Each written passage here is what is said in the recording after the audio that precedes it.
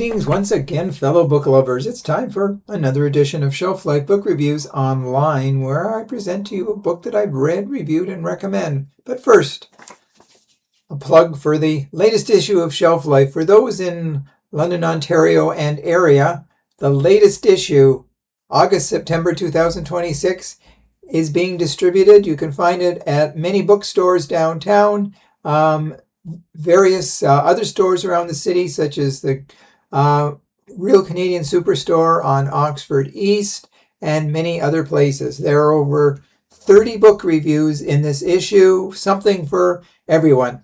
End of plug. Now to the book. The book that I'm reviewing for you now is another great one from Sandra Brown. It's called Bloodlust. This is published by Grand Central Publishing. It retails for $30 in the United States, $40 in Canada, and it is 432 pages long. When the name Sandra Brown is on a book, you know you're going to get a top quality book. And this certainly is top quality and much more. Sandra Brown is, she certainly knows how to write a crime, mystery, thriller / romance.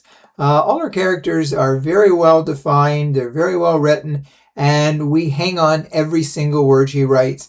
And this book is definitely a great read from first page to last page. It revolves around Detective Mitch Haskell. A couple of years ago, his wife died. Her body was found in the garage of their home next to a running car. So people thought that she purposely turned the car on, shut the garage door, and committed suicide. But Mitch says no, there's no way she would do that. They have a son, Andrew, so he said there's no way she would leave her son behind. He suspects who might be behind the deaths, and those are Roland Malone and a very mysterious man called Oz that no one actually seems to know his real identity.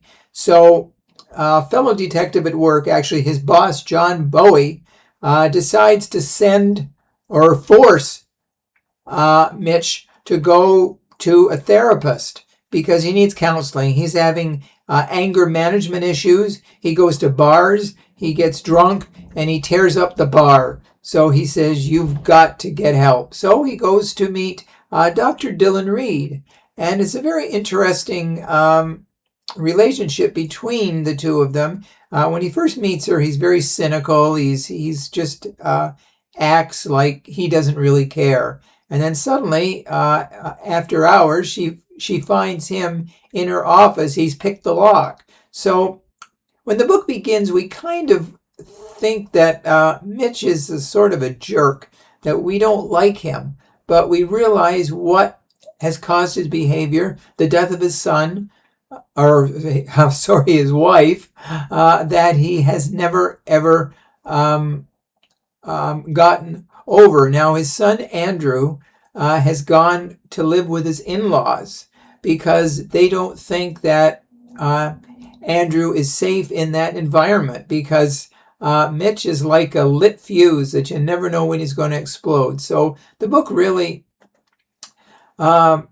is propelled along at a very quick pace because Mitch and Dylan go on the run and they go to this cabin in the woods to get away from everybody because they suspect that Roland and Oz are going to hunt them down. And actually, Roland is a fellow patient with Dr. Dylan Reade. So she knows a little bit about him, but there's patient-client confidentiality. So it really is a tense book from first page to last. There's also another person, El Paso, his name is. He's a psychotic kid who is part of the organization, and he goes around killing people.